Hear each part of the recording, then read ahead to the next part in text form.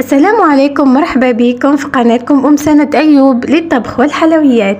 اليوم إن شاء الله نديروا مع بعضنا براج مبسة ومعسلة حتى للقلب، وتراوى أيضا تاع الغرس تاعها. راح تشوفوه مع بعضنا. مرحبا بلي زابوني اللي دخلوا معايا جدد. نروحوا ونبداو بسم الله على بركة الله.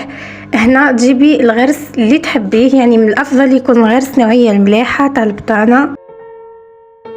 هنا استعملت معاكم كيلو، ضفت فيه حوالي مغرفة كبيرة تاع طيب وقرفة. اللي ما يحبوش طيب القرفة، كاين ناس يقولوا لك حنا نحبوها غير في المقروض تراديسيونيل تاع بكري نورمال. شاكان سونغو، ديما نقول لكم كل واحد يدير باش يحب، ونبقى نطري فيه بشويه ما زهر حتى نتحصل على هذا النتيجه. هنا صير الطراوه تاعو اني نضيف فيه حوالي هكاك مغرفه كبيره تاع زبده، وتكون بدرجه حراره المطبخ.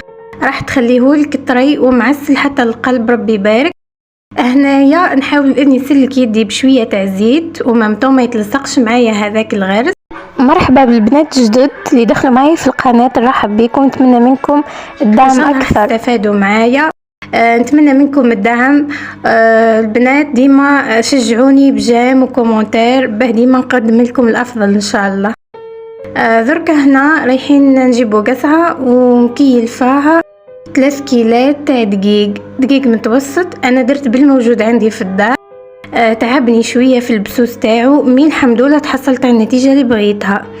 عندنا 3 كيلات تاع دقيق، وكل كيله نديرو فيها مغرفه بومبي يعني معمره زياده تاع فرينه، وباكي كبيره خميره الحلوى، ومغرفه كبيره سكر جلاسي. هنا في كل كيله رايحه ندير مغرفه صغيره تاع ملح ممسوحه، يعني ما تكونش بومبي، ونخلط كامل هذيك النواشف مع بعضها. راح تجيك لاباط تاعك سوا ما هي ملحه ما هي مسوسه. نفس الكيله رايحه نكيل باها السمن ولا الزبده تاعك، راح تكون بلا كولور هذه. ما تزيدوش عليها النار البنات باش ما تكونش كيما الزيت وتبرد بيان سور. انا نفضل يعني انا استعملت هنا الزبده، لكن نفضل الصمعه ولا السمن تاع بكري هذاك المدينه راح يجي خير. نحاول اني ندخل هذاك السمن ولا الزبده في لاباط تاعي بيان، نمسح البنات ما بين يديا بهذه الطريقه حتى يدخل معايا هذاك البسوس في لاباط كل بهذه الطريقه البنات. هاني نعاود، راح تتعبوا شويه هنا. بالنسبه لي هذه اصعب مرحله في البراج، لكن بربي تفوتوها ان شاء الله. سيرتو اذا كان الدقيق تاعكم مليح، ننصحكم بدقيق ماما ولا دقيق كنزه، يعني هذوما تاع البراج والمقروض حيجي معكم روعه.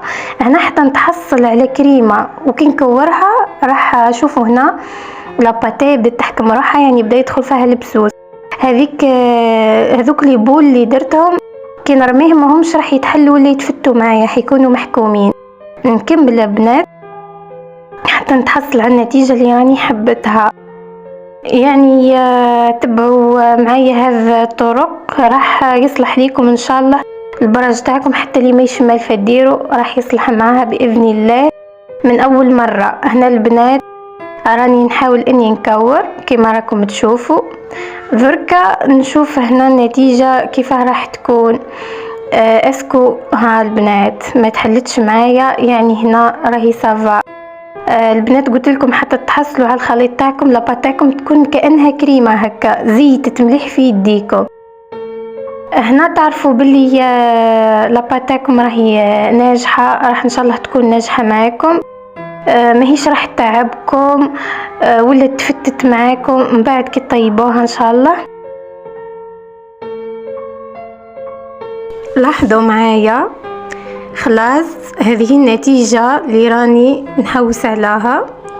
دونك البنات رايحه نجيب هذيك الكيله اللي كيلت بها المره الاولى، ندير فيها ميلونج، نعمرها ماء ومزهر، ونضيف بشويه كل واحده حسب الدقيق تاعها. ما تضيفوش فرد خطره البنات. انا الدقيق هذا راهو شربها لي كامله.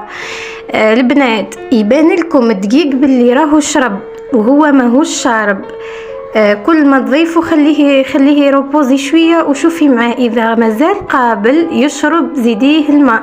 اذا هنا بقالك الدقيق تاعك ناشف، راهم بعد كي تجي طيبي لاباط تاعك راها كامل تبقى لك في الطاجين وتتفتت لك كامل. هنا راهي ملاحظة مهمة، لازم كي تشربي هذيك لاباط لازم تخليها شوية حوالي 3-4 دقائق وتشوفي معاها شاربة بيان ولا ها. شوفوا كي نقلبها تلقوا ذيك الطبقة من تحت البيضة كشغل معجنة هذيك تاع الماء، تسمى هكاك تسمى راهي شاربة معاكم لاباط تاعكم.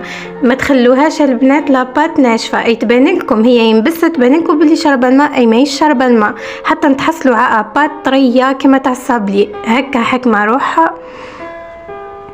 بالنسبة للغرس راح يكون نفس طراوت لاباط، يعني اكثر من هكا ما نقدرش نشرح.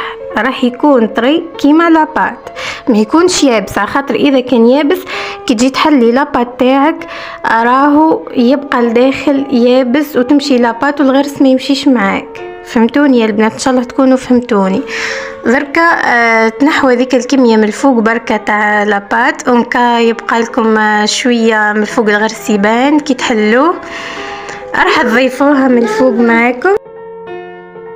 هنا تبقاو تحلوا في لاباط تاعكم حسب السمك اللي بغيتو. اللي تحب الحبات يكونوا رقاق معاها تزيد تحل مليح، واللي تحبهم خشان شويه ما تحلهاش بزاف. هنا جبت معاكم الطابع تاع البراج، كاينين انواع واشكال، كاين حتى اللي فيهم ديسان، واللي ما عندهاش راح تستعمل مسطره تقص بها ولا تكيل عينها ميزانها عادي كيما امهاتنا والناس تاع بكري وتحصل على الشكل اللي بغيتو. هي هنايا ديجا الطاجين تاعي سخن، ما يكونش النار قاويه باه ما يتحركش معايا وما يكونش هذيك البارده طول. ربي يبارك يطيب لكم كامل يهبل. البنات بالنسبه للمغرف تاع سكر غلاس اللي زدتها في اللاباط راها تعاون انها لاباط تاعك تطيب حمراء. شوفوا هنا البنات، هنا اللي نحركها نلقاها تحرك معايا بسهوله هكا، نحسها بلي راهي طابت نقلبها، واللي ماهيش مازالت حاكمه بلاصتها تسمى ماهيش لحقه لها النار وما طابتش ما نقلبهاش. ليسونسيال البنات اللي ما عندهاش العسل تضيف مغرف سكر غلاس راح يخلي لاباط تاعها تطيب حمراء وخفيفه. بالنسبه للخفه هذيك خميره الحلويات اللي ضفتها، انا نفضل ندير مغرفه عسل كبيره في بلاصه مغرف سكر غلاس. شوفوا ربي يبارك حيطيب معكم خفيف ومعسل وصدقوني طري ومبسس مليح يذوب في الفم، وراح يبقى معاكم جديد حوالي سمانه ولا اكثر. جيست بعد ما يبرد احتفظوا فيه في بورت مونجي. مرحبا بكم كامل، نتمنى منكم الدعم البنات، بارطاجيو وديروا لي جيم وكومونتير.